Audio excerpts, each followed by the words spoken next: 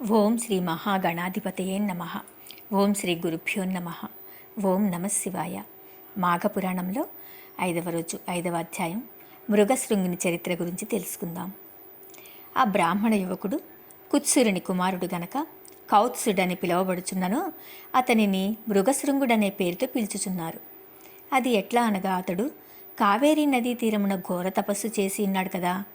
అప్పుడు అతను శిలవలే నిలబడి దీక్షతో తపస్సు చేసుకున్న సమయంలో ఆ ప్రాంతమందు తిరుగాడు మృగములు, జంతువులు తమ యొక్క శృంగములచే అతనిని గీకెడివి.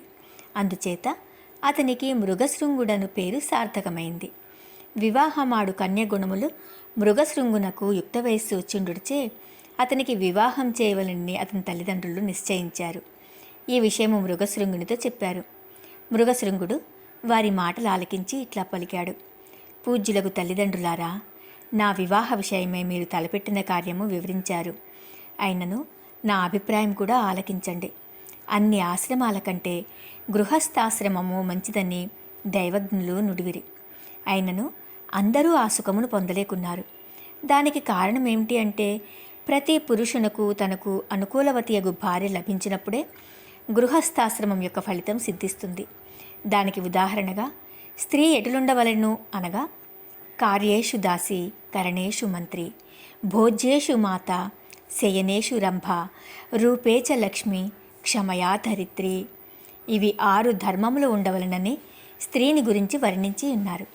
అనగా ఇంటి పనులలో దాసి వలను, రాచకార్యములలో భర్తకు సహకారిగా మంత్రి వలను, శయన మందిరంలో రంభ వలను, భోజన విషయమున తల్లి వలను, రూపములో లక్ష్మి వలను, శాంతి స్వభావములో భూదేవి వలను స్త్రీ 6 విధములా వ్యవహరించవలను. అంతేకాక చతుర్విధ పురుషార్థములైన ధర్మం, అర్థము, కామము, మోక్షము అని 4 పురుషార్థములలో మోక్షం ప్రధానమైంది. అటువంటి మోక్షం సాధింపనించిన మిగతా 3 అనవసరం. ధర్మాన్ని, అర్థాన్ని మనుజుడు ఏ విధంగా సాధించునో కామమును కూడా అట్లే సాధించవలెను.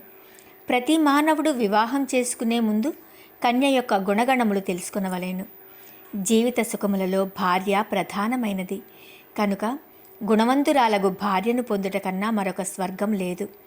గుణవతియగు పత్నితో కాపురం చేసిన ఆ సంసారం స్వర్గతుల్యముగా నుండుటయే కాక అట్టి మనుజుడు ధర్మ, అర్థ, కామ, మోక్షములను అవలీలగా సాధించగలడు.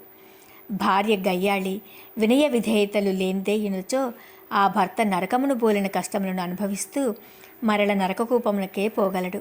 కనుక పెళ్లి చేసుకున్నటకు ముందు స్త్రీని అనేక విధములుగా పరిశీలించి వివాహం ఆడవలను. అది ఎట్లా అన్నా కన్య ఆరోగ్యవతి అయి ఏ విధమైన రోగగ్రస్తురాలై ఉండకూడదు. ఎంత అందమైనదైనను మంచి కుటుంబంలోని కన్యయై ఉండవలను. బంధు మర్యాదలు తెలిసి విద్యావంతురాలై దేవా బ్రాహ్మణులను పూజించున్నది అయి అత్తమామల మాటలకు జవదాటనిదై ఉండవలను. ఈ నీతులన్నీ మునుపు అగస్త్య మహాముని చెప్పియున్నారు. కాన అటువంటి గుణవంతురాలకు కన్యనే ఎంచుకొనవలెను. అయినా అదెట్ల సాధ్యపడును అని మృగశృంగుడు తల్లిదండ్రులతో తన మనస్సులో ఉన్న సంశయములను తెలియచేశాడు. కుమారుని మాటలకు తండ్రి సంతోషించి మరలి ఇట్లు పలికాడు: కుమారా, నీ మాటలు నాకెంతో సంతోషాన్ని కలిగించాయి. వయస్సులో చిన్నవాడవైనా మంచి నీతులు నేర్చుకున్నావు. నీ అభీష్టం నెరవేరాలి అన్న నా దీనదయాళుడగు శ్రీమన్నారాయణుడే తీర్చగలడు. భగవంతునిపై భారం వేయమని పలికాడు. 5వ అధ్యాయం సంపూర్ణం. ఓం నమ శివాయ.